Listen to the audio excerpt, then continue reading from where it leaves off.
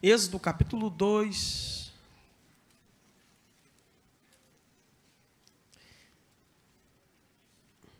Versículo de número 23. Diz assim: E aconteceu depois de muitos dias, que morrendo o rei do Egito, os filhos de Israel suspiraram por causa da servidão, e clamaram, e o seu clamor subiu a Deus, por causa de sua servidão. E ouviu Deus o seu gemido, lembrou-se Deus da sua aliança com Abraão, com Isaque e com Jacó. E viu Deus os filhos de Israel, e atentou Deus para a sua condição. Capítulo 3. E apacentava Moisés o rebanho de Jetro, seu sogro, o sacerdote em Midian. E levou o rebanho atrás do deserto, e chegou ao monte de Deus, a Horebe.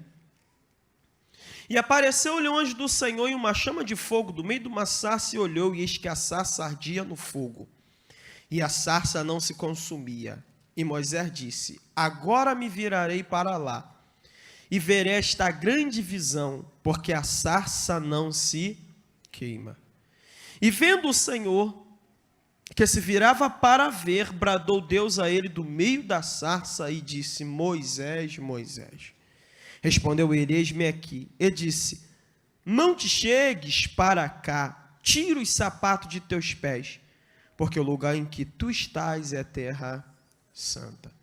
Ele disse: Mas eu sou o Deus de teu pai, o Deus de Abraão, o Deus de Isaque e o Deus de Jacó.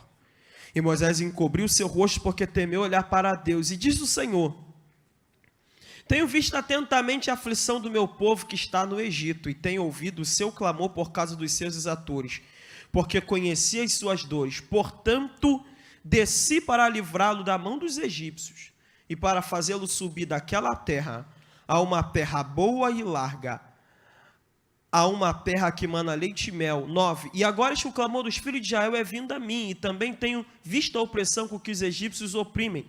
10. Vem agora, pois, e eu te enviarei a Faraó, para que tires o meu povo, os filhos de Israel, do Egito. Glória a Deus.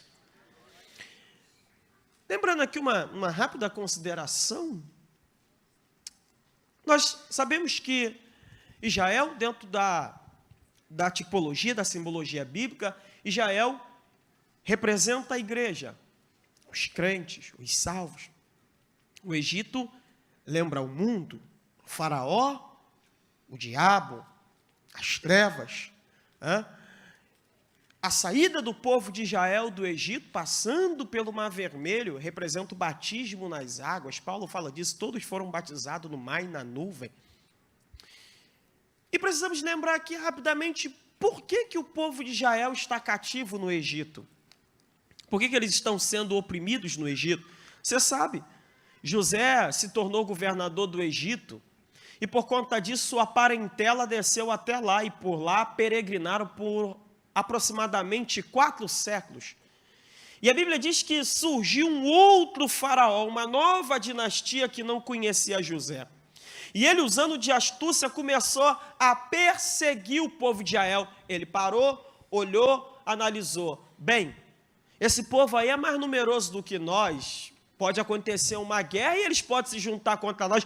Vamos perseguir esse povo. E a Bíblia diz que eles começaram a oprimir, a subjugar e a escravizar o povo de Israel. Mas acontece um fato inusitado. O que é? É que toda perseguição, é que toda opressão, é que toda astúcia do inimigo, do faraó, contra o povo de Israel, na verdade, ao invés de fazer com que o povo diminuísse, o povo continuava crescendo, avançando, prosperando, aumentando. E a gente aprende aqui uma lição, que quando você está debaixo da bênção de Deus, da direção de Deus, até aquilo que fazem para te atrapalhar, no final acaba te ajudando, porque Deus está direcionando a sua vida, e Deus está no controle da sua vida. Eu costumo, às vezes, brincar e dizer que crente é igual omelete, às vezes. Quanto mais bate, mais cresce, mais avança, mais progride, porque Deus está no controle. E a Bíblia diz que todas as coisas cooperam para o bem daqueles que amam a Deus. E eles pararam e chegaram à seguinte conclusão: bom, já que perseguir, maltratar, escravizar não resolve, façamos o seguinte: vamos jogar os meninos, todas as crianças do sexo masculino que nascer, vamos jogar no Nilo. Pronto, não vai ter sucessão, eles vão enfraquecer, resolvido o problema. Mas quando eles têm essa iniciativa, eles não sabiam que o povo ainda tinha uma arma. A arma do clamor, a arma da oração. E a Bíblia diz que eles clamaram, o seu clamor subiu até Deus. Deixa eu te lembrar de uma coisa aqui. Quando você estiver na vida, num beco sem saída, sem saber o que fazer, não tendo mais para onde ir, ainda haverá um Deus sentado no trono, que uma palavra dele tem um poder de mudar a minha vida, de mudar a tua vida, mudar a sua história. Eu gosto de lembrar que oração não é a última opção. Oração é a melhor opção. Deus é o Deus que responde o clamor. Deus é Deus que responde a busca. Deus é o Deus que responde quando nós buscamos a Ele sinceramente. Não é à toa que Jeremias 33:3 diz: clama a mim, responder-te-ei, anunciar-te-ei coisas grandes e firmes que tu não sabes. E eles clamaram. Agora, sabe uma coisa que eu acho interessante no texto? É que eles clamaram. E o texto diz que o clamor deles subiu a Deus. Diga após mim, por gentileza: subiu a Deus. O texto diz que o clamor deles subiu a Deus. E Deus diz que ele ouviu a oração do povo. Mas eu acho isso interessante. É que a Bíblia diz que o clamor deles subiu a Deus. Deus diz que ouviu o clamor. Mas aqui resolvido, Deus ouviu. Mas aqui está tudo do mesmo jeito. A Bíblia diz que Deus ouviu o clamor, mas a situação era a mesma. Deus ouviu o clamor, mas nada havia mudado. Deus ouviu o clamor, mas o povo continuava criativo. Deus ouviu o clamor, mas Faraó continuava maltratando os hebreus lá no Egito. Eu acho isso interessante. Não sei se acontece com você. Às vezes eu oro, busco a Deus, clamo, e eu me sinto empolgado. Opa, Deus ouviu minha oração. Eu venho para a igreja, recebo uma palavra, fico empolgado e digo: agora vai, agora capotou, agora virou tudo, agora o diabo vai ver. E quando eu olho para o problema diz: eu fui embora não, eu estou aqui. Você olha para a situação e ela está no mesmo lugar e você diz: ué, mano, agora eu não entendi. Eu clamei, busquei a Deus, eu entendi que Deus ouviu e nada aparentemente mudou. Tudo está no mesmo lugar. Isso aqui faz-nos ter algumas considerações. Primeira, eu preciso entender que a oração, antes de mover a terra, ela move o céu. Porque eu oro ao Pai Nosso que está nos céus. E primeiro Deus me abençoa no mundo espiritual e isso se materializa na nossa vida. Segunda verdade que eu preciso entender e guardar no meu coração é que a oração, antes de mover o bíceps da onipotência, moverá o miocárdio da graça. Deus disse: eu vi, ouvi, conheci. Por último ele me disse: então desci. Primeira oração moverá o coração de Deus. E depois o coração de Deus, movido por compaixão e misericórdia, ativará o poder dele para agir na minha vida, na sua vida. Ei, meu irmão, pode parecer que Deus não ouviu, mas se o coração dele já se inclinou para você, é questão de tempo. Essa situação vai mudar, esse negócio vai virar, Deus vai fazer acontecer. Terceira consideração que eu preciso lembrar é que não é o que eu sinto enquanto oro que muda a minha vida, é o que Deus sentiu enquanto orava que faz ele mudar a minha história. Veio aqui, ano passado, agora fugiu aqui a memória, não sei se é ano passado, mas foi. Michael Bickle, ele vendeu um livro, Crescendo na Oração, e eu esfolhei para ler algumas coisas, e ele disse isso, eu falei: isso aqui é uma chave. Ele disse: não é o que você sente que muda a sua vida, é o que Deus sentiu enquanto você orava que muda a sua história. Geralmente, às vezes eu estou orando, e às vezes não arrepio, não sinto calor, não sinto nada. E eu parava, pensava: acho que essa oração hoje não foi muito boa não. Deixa eu te lembrar uma coisa: se você se arrepiar enquanto está orando, legal. Se você chorar enquanto ora, valeu a pena. Se você sentir o poder, a presença de Deus, bacana. Mas se você não sentir nada, não se entristeça. Porque se a tua oração foi feita com fé e no nome do Senhor Jesus, é suficiente para Deus do céu liberar a palavra que mudará a tua vida e a tua história. Não é o que você sente, é o que Deus sentiu.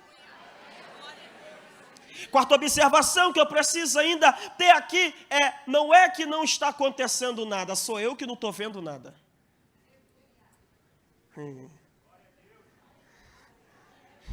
Está acontecendo muita coisa e você não está vendo. Está acontecendo muita coisa e você não está enxergando. Está melhorando e você não está tendo consideração. Observe um detalhe. Geralmente quando vou orar, eu tenho o péssimo hábito de desenhar para Deus o caminho por onde Ele tem que vir. E eu penso comigo, Deus, o Senhor podia falar com fulano, tocar em Beltrano, e o Senhor podia abrir essa porta desse jeito, e se o Senhor fizesse isso, ia acontecer aquilo. Eu acho que Deus para lá no céu e diz, mas o quê? Você quer sentar aqui no meu lugar também? Não, vem cá. E nós queremos desenhar para Deus o caminho por onde Ele vai vir, como Ele vai fazer. Meu irmão, mas eu preciso guardar na minha mente, no meu coração, que Deus tem a capacidade de trabalhar embaixo do meu nariz e eu não ver. Jesus ressurreto andava do lado dos discípulos no caminho de Emaús, eles não sabiam que era Jesus. Agora, escute uma coisa. O povo estava orando no Egito, estava ou não estava? E o clamor deles era intenso, na luta, tomando chicotado, quem não vai orar intensamente? Olha aí. Eles oravam. Agora, escute uma coisa, mas enquanto eles estão clamando aqui, Deus já estava dando resposta ali. E Deus estava falando com Moisés onde? No deserto. Agora a pergunta é, o povo viu quando Deus falou com Moisés? Não, porque Deus falou com Moisés atrás do deserto. Tu sabia que Deus já está falando da tua oração com alguém, você nem sabe? Deus já está falando da tua necessidade com alguém, você nem se deu conta. Deus já está vindo numa esfera, por um caminho, numa dimensão. Deixa eu dizer uma coisa, não fique querendo desenhar o caminho por onde Deus vai vir e por onde Ele vai trabalhar. Você não sabe nem como é que uma vaca preta come capim verde, bota leite branco e quer ensinar o Criador dos céus e da terra. Tua função é crer e a de Deus é trabalhar e fazer aquilo que está no coração dEle. Ele tem o melhor caminho, a melhor saída. Deus sabe, irmão. Diga para alguém que está do teu lado, descansa o coração, Deus sabe o melhor caminho. Deus sabe. Aleluia, aleluia, aleluia. Ou você pode exaltar aquele que vive e reina e está no controle de tudo. Ele vive, Ele sabe o melhor. Tua vida não está seguindo a ermo, tem um Deus no controle da embarcação da vida. Salomão falou que se Deus dirige a nossa vida, como entender os passos? Sabe o que ele está querendo dizer? É que se Deus está no controle da tua vida, haverá momento que você não vai entender o caminho.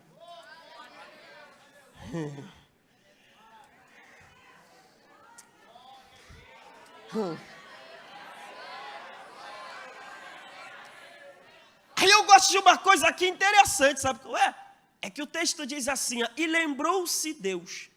Lembrou-se Deus. Agora, você há de concordar comigo que lembrar é uma característica de quem? Mas você sabe que Deus não pode esquecer. Por uma questão óbvia. Porque Deus não pode esquecer? Porque Deus é onisciente. Ele sabe de tudo, conhece tudo. Isaías 40:12 diz: quem é que mediu as águas no seu punho, tomou a medida dos céus a palmos, ajuntou em medida o pó da terra e pesou os montes e outeiros em balança? Sabe o que esse texto quer dizer? Deus sabe quantos metros cúbicos de água existe no oceano. Deus sabe quantos grãos de areia existe na terra. Deus sabe exatamente quantas estrelas existem no universo. Não é à toa que a Bíblia diz que Ele chama todas elas pelo nome e elas se comparecem diante dEle. Deus sabe quantas criaturas existem no planeta Terra. Segundo a ciência, tem mais de 8 milhões de espécies diferentes. Não é quantidade, espécies diferentes de animal. Deus sabe onde está cada uma. Deus conhece cada uma. Deus conhece desde o zooplâncton, que não dá para ver lá no mar, e Deus conhece os animais gigantescos. Deus sabe tudo.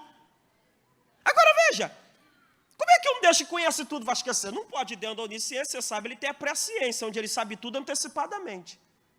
O que você vai pedir agora, ele sabe. E o que você vai pedir semana que vem, sabe também. E o que você vai pedir no último dia da tua vida, ele também já sabe. A Bíblia diz que Deus anuncia o fim desde o princípio. E o nome dele é princípio e fim. Como é que um Deus desse vai esquecer? Ele não pode esquecer. E por que a Bíblia diz lembrou-se? Bom, lembrou-se. Não é verdade? Segundo certa feita eu ouvi pastor Gisel Nunes Gomes, ele disse, Deus é o único ser que tem a capacidade de se lembrar daquilo que ele nunca esqueceu.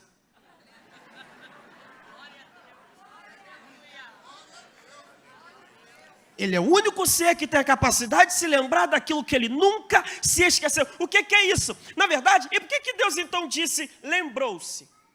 Porque ele está falando com o homem, Moisés. Então Deus vai se utilizar de uma linguagem humana. Os eruditos dizem antropomórfica. Deve comer com doce de leite. Deus está falando com Moisés.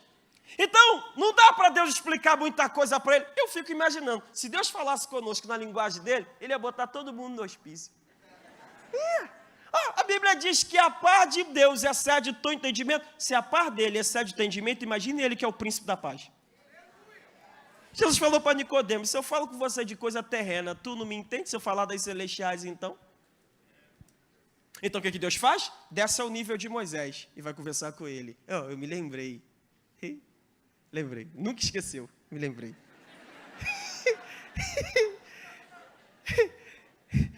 Você conta história para o seu filho? Texto da Bíblia e tal, você fala, e o Davizinho, pequenininho, pegou uma pedra, girou, e tocou na cabeça do gigante, e o homem grandão caiu, não é assim que você conta?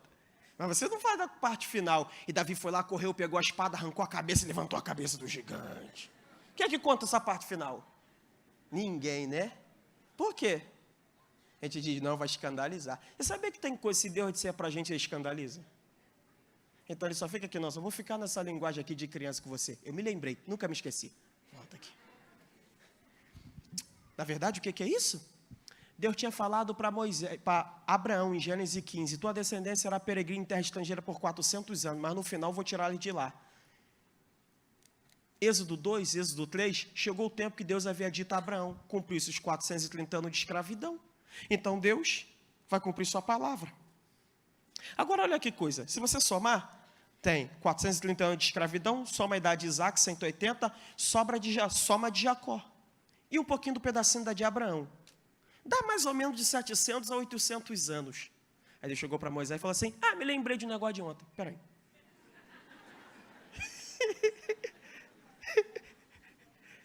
Eu tenho que tirar o povo do Egito, porque eu jurei a Abraão, a Isaac, a Jacó. Eu gosto sempre de fazer essa pergunta, quanto tempo tem que Deus te prometeu?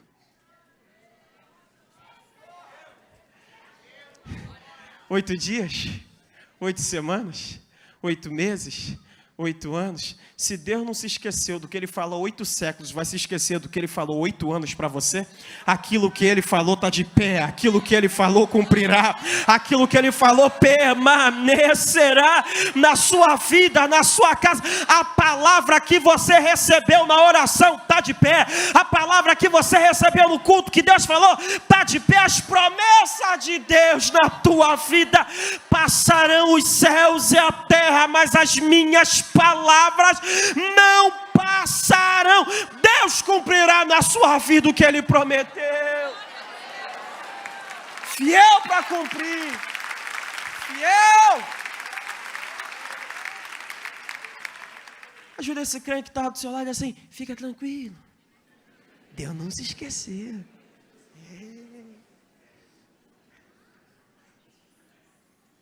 Então, o que Deus faz quando chega o tempo dele agir em nossa vida? O que Deus faz quando chega o tempo dele cumprir essas promessas? Primeiro, Deus te dá um encontro inesquecível. Um encontro inesquecível. Moisés estava lá no deserto, apacentando o rebanho de Jetro, seu sogro. Está lá ele.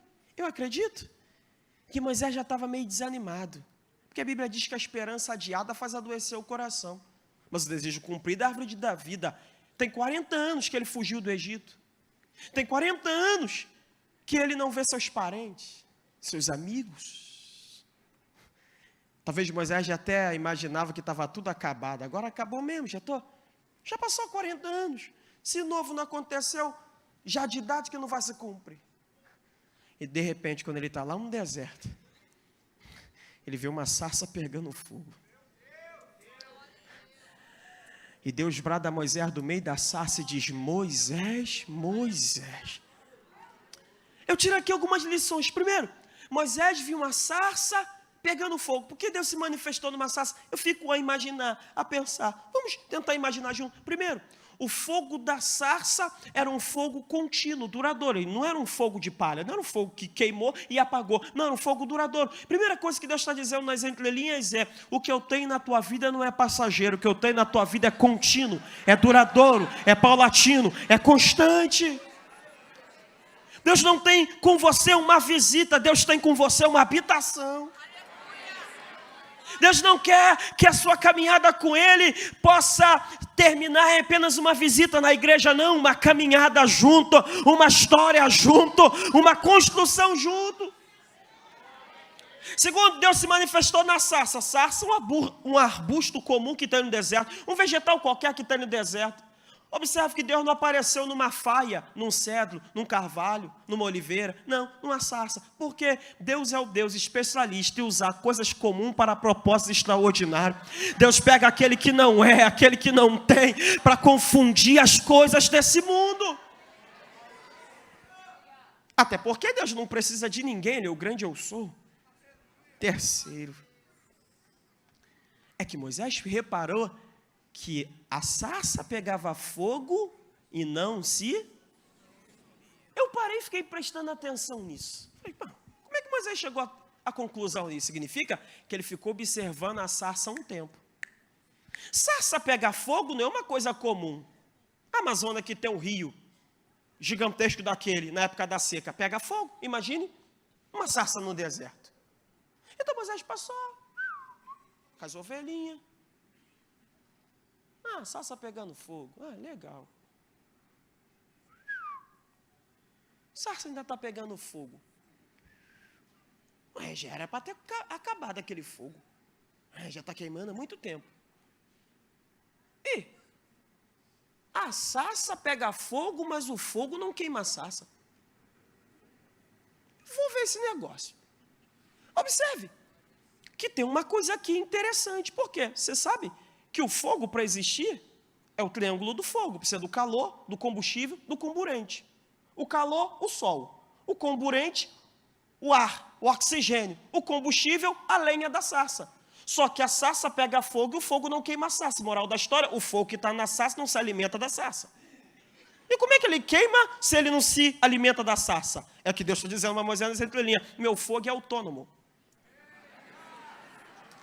Meu fogo para queimar não precisa de você. É um privilégio para você ter meu fogo queimando na tua vida.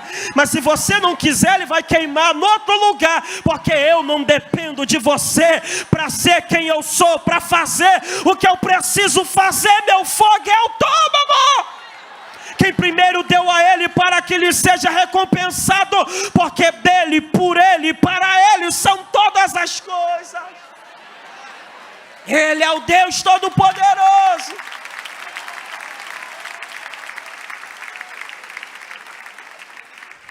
Aí Deus brada no meio dessas. Ele tentou se aproximar e Deus bradou: Moisés, Moisés. Eu acho isso interessante. Nada na Bíblia é à toa. Deus poderia ter dito: homem, homem. Não, mas ele falou: Moisés, Moisés. Por que Deus chamou ele 2 vezes pelo nome? Parei, fiquei pensando, analisando e fui voltar um pouco na Bíblia sobre Moisés. Primeiro, quando Deus diz para ele: Moisés, Moisés, Deus estava dizendo para ele: eu te conheço. Na verdade, Deus disse para ele que não conhecia apenas ele, conhecia ele, o pai dele, o avô dele, o bisavô dele. Conheço tua família inteira.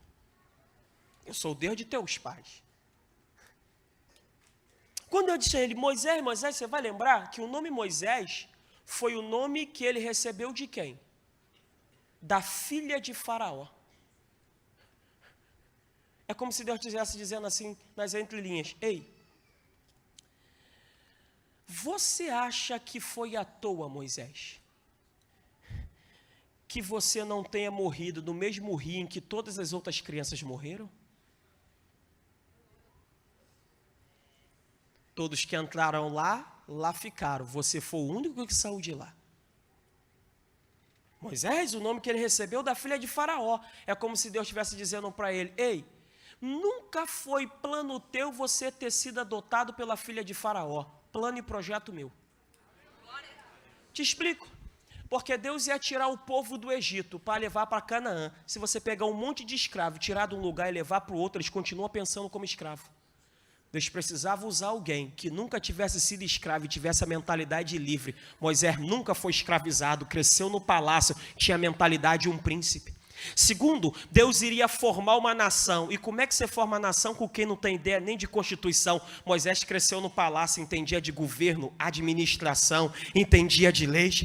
A Bíblia diz em Atos 7, versículo 22, que Moisés foi criado na cultura e ciência dos egípcios.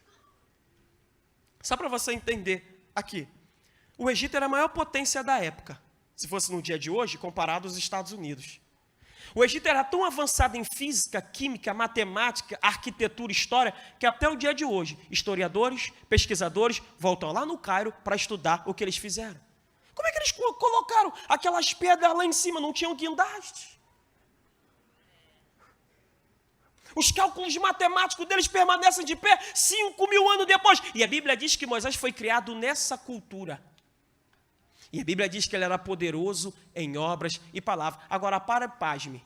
Um homem poderoso em obras e palavras, príncipe com alta formação, estava esquecido no deserto, tomando conta do que nem era dele. Deus vem atrás dele e diz: Moisés, eu não vou perder o investimento que eu fiz na sua vida.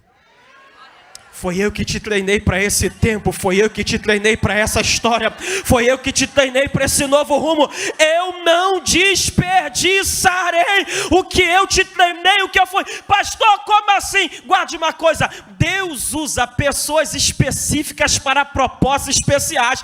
Quando Deus quis falar com os reis do Novo Testamento, ele chamou um Paulo criado aos pés de Gamaliel, porque Deus tem a pessoa certa para a obra certa, no momento certo, do jeito certo. Foi Deus que treinou Moisés, foi Deus que burilou Moisés e esmerilhou.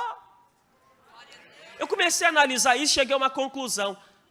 Não todos, entenda, às vezes até alguns gostos que a pessoa tem, Deus trabalha nisso. A Bíblia diz que João Batista, desde novo, vivia no deserto, e o menino cresceu no deserto. Pergunta, que menino gosta de ir para o deserto? Nenhum. Em sã consciência, ninguém. Fazer o que no deserto? Eu vou para a floresta, eu vou tomar banho de rio, vou para o deserto. Mas por que João Batista, desde novo, gostava de ir para o deserto? Isaías 43, voz do que clama no deserto. Até no gosto específico de alguém, Deus tem um propósito oculto naquilo que só Ele sabe e conhece. Você não é estranho, você tem uma direção de Deus para uma obra específica, para um projeto que só Deus entende, na hora certa vai revelar. Deus disse: Moisés, Moisés. Você sabe que o nome Moisés significa tirado? Tirado das águas. Quando Deus diz para ele: Moisés, Moisés, a mente, tirado das águas. Sabe o que Deus está dizendo nas entrelinhas? Se eu não deixei você morrer no rio, vou deixar você morrer no deserto? Se eu não deixei você morrer naquele lugar, tu acha que eu vou deixar você morrer nesse? Por que Deus não deixou Moisés morrer naquele rio, dentro daquele cestinho? Porque quando Deus viu aquele menino no cesto, Deus não viu o menino. Deus viu os 5 primeiros livros da Bíblia: Gênesis, Êxodo, Levítico, Número, Deuteronômio. Quando Deus viu aquele menino dentro do cesto, Ele não viu o menino dentro do cesto, Ele viu 1 milhão de pessoas, mais de 1 milhão deixando o Egito. Quando Deus viu aquele menino no cesto, Ele viu o pilar da cultura ocidental, judaico-cristã, influência na filosofia, influência na sociologia, influência no direito. Até eu lá na faculdade, de vez em quando: Moisés, decálogo. Até aqui, Moisés, tu tá? Direito. Quando Deus olhou, Deus não viu Moisés, Deus viu uma geração inteira sendo alcançado pelo aquele menino que estava dentro do cesto. Deixa eu declarar algo sobre a tua vida debaixo desse texto. Deus não tirou você daquele problema para você morrer nesse. Deus não tirou você daquela crise para você afundar nessa. O Deus que te ajudou lá atrás te ajudará aqui na frente e você viverá o melhor de Deus. Me ajuda a pregar, diga para alguém que está do teu lado: Deus não te tirou daquele problema para você sucumbir nesse. Deus tem coisa grande, tremenda, extraordinária para fazer na tua vida. Oh!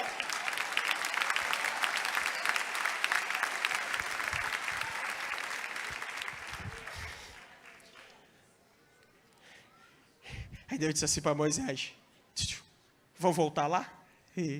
40 anos depois, Deus diz: vão voltar. Tô velho, tá nada. Vão voltar. Mas Deus, já passou 40 anos. Não, aquela vez estava no teu tempo, agora é o meu. Vamos embora. Aquele que começou a boa obra aperfeiçoará até o dia de Cristo. Com todo respeito, Deus não faz obra de prefeitura, começa no mandato, não termina do outro. Quando vai para o terceiro, não tem dinheiro no caixa. Aquilo que ele começou, ele termina. Aquilo que ele começou, ele vai até o final, porque Deus é Deus de obra completa. Deus disse para Moisés: eu vi a aflição do meu povo, eu conheci suas dores, eu ouvi seu gemido. E ele disse assim: então desci.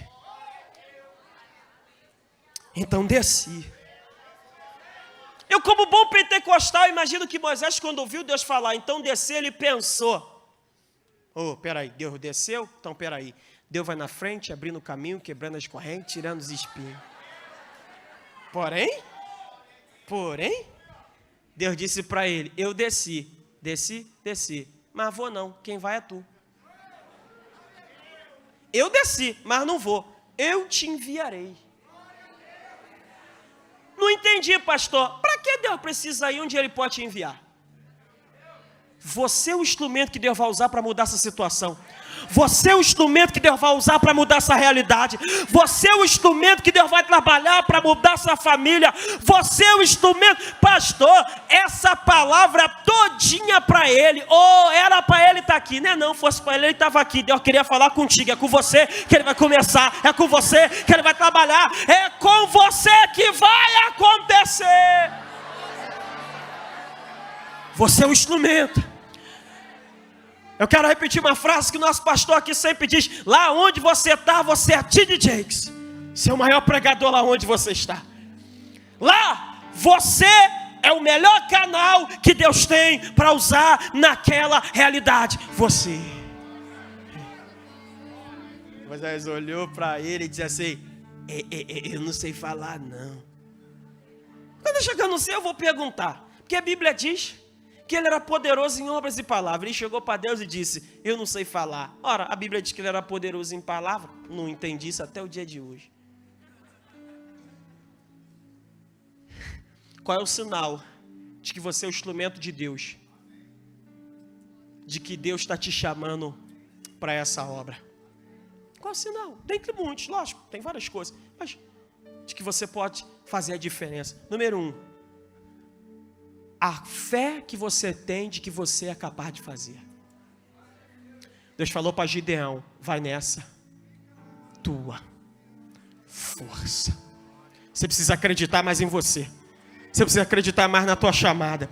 Você precisa acreditar mais no teu potencial. Você precisa acreditar mais nos teus sonhos. Você precisa acreditar mais nos seus talentos. Você precisa acreditar mais na sua capacidade. Você até anima os outros, mas está na hora de você mesmo se animar. Você tem capacidade de ir além, de fazer a diferença, de mudar a vida. Você é capaz.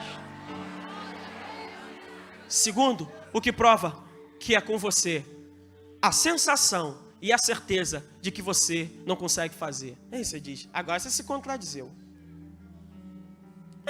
Você disse que eu tenho que acreditar em mim, e agora você está dizendo que a prova de que eu sou chamado para Deus para alguma coisa é essa sensação de que às vezes não sou capaz de fazer? Sim, por uma questão óbvia.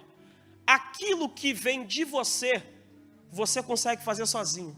Aquilo que vem de Deus, você precisa de Deus e das pessoas que Deus vai colocar perto de você. Com todo respeito, eu não preciso fazer uma campanha para comprar um Fusca. Eu vou lá, compro o Fusca. Agora se eu botar, quero comprar um Mustang. E jejum, oração até a grande tribulação e não está resolvido.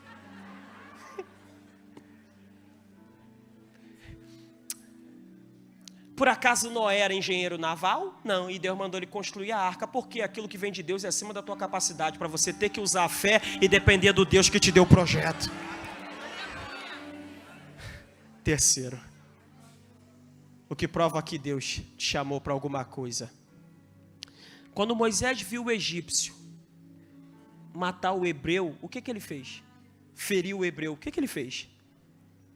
Foi lá e vingou, não foi? Dr. Mike Murdock diz, aquilo que te irrita é o que Deus está te chamando para consertar. Como é que eu sei, pastor, que Deus está me chamando para algo? O que anda te irritando? O que anda te provocando? Aquilo que te irrita é um sinal que Deus está te chamando para fazer, para consertar, para trabalhar. Quando você olha e diz, outra, tem muita gente morrendo sem Jesus, é Deus dizendo, pega um bolo de envelope, de folheto e vai evangelizar. Quando você olha e vem à igreja e vê, oxa, a salinha hoje demorou das crianças, hoje não vai ter. É Deus dizendo, por que você não vai lá e seja voluntário? Quando você chega na igreja e diz, opa, nós podíamos comprar isso aqui. É Deus dizendo, cadê teu dízimo e tua oferta diferenciada? Aquilo que te irrita é o que Deus está te chamando para consertar, para fazer. Me ajuda a pregar. Olha para quem está do teu lado e diga, o que anda te irritando?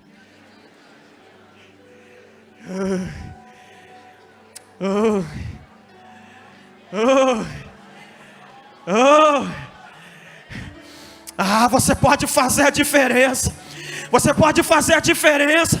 Você pode fazer a diferença. Aquilo que te irrita é o que Deus está te chamando para consertar. E Deus disse para Moisés, Moisés, o que você tem na tua mão? Eu acho isso interessante. Deus chegou e disse, o que você tem na tua mão? Deus não disse, pega alguma coisa aí. Ele falou, o que tem na tua mão? Sabe o que Deus está dizendo? Moisés, aquilo que eu vou fazer na tua vida, eu vou começar com aquilo que você já tem. Seu futuro está escondido dentro de você. Aquilo que você precisa, já está com você. Seu primeiro passo, já está com você. Mas é só um cajado, toca no mar para ver se não abre. É só um cajado, toca na rocha para ver se não dá água. É só um cajado, vai lá no Egito e vê se 10 pragas não vão chegar lá.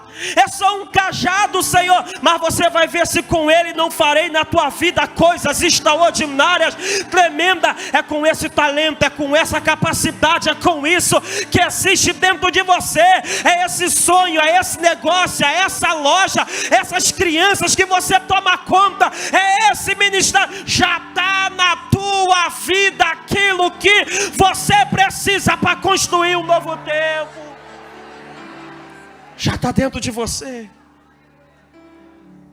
Curioso é que Deus falou, pega um cajado. Deus falou, pega uma árvore. Não, um cajado. Deus precisa de coisa grande. Grande é ele, pequena.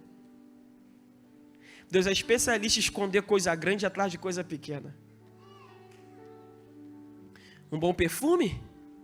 Um vidrinho assim. Quanto custa? Pastor Alfredo que entende disso. Brincando aqui com o rabino. Desinfetante, R$10, vem 2 litros.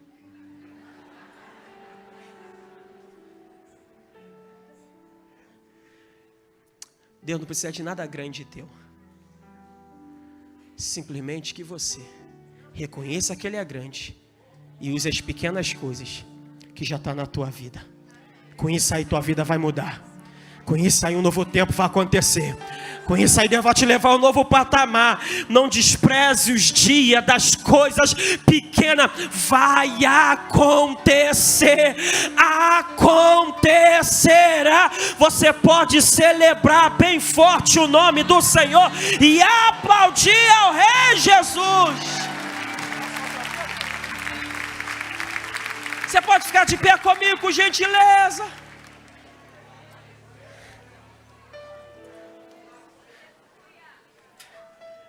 Já está na tua vida aquilo que você precisa.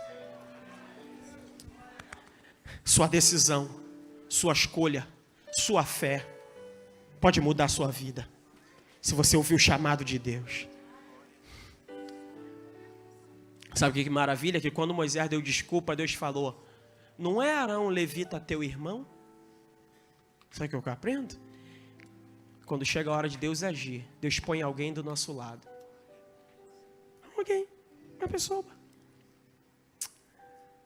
para nos ajudar. Se você entrou aqui essa noite, você tinha tanto lugar do Rio de Janeiro para ir, você está aqui, não é obra do acaso, é obra do céu. Porque assim como Deus chamou Moisés naquela sarça, hoje Ele também te chama. E o Deus que começou a obra com você um tempo atrás, continua hoje para aperfeiçoar na sua vida. Então, se você está aqui, você está afastado do Evangelho, você nunca entregou a sua vida a Cristo, e você quer entregar a sua vida a Cristo, eu convido você a sair do seu lugar, vir aqui à frente, porque o Deus que chamou Moisés de Moisés, hoje te chama e diz: vem, eu ainda tenho algo para fazer na sua vida. Jesus pode mudar a tua história, Jesus pode mudar a sua vida. Talvez você veio com um amigo, com um parente, nessa noite. Eu disse, quando Deus quer te abençoar, Ele põe alguém do seu lado, por uma simples razão. Com muito carinho, respeito, olha para alguém que está do seu lado aí e diga: se você quiser tomar essa decisão, diga: se você quiser tomar essa decisão, eu vou lá na frente com você, porque Deus te chama para uma nova história. Se Ele quer, se ela quer, sai do seu lugar, vem, eu te espero. Deus tem um novo tempo para a sua vida.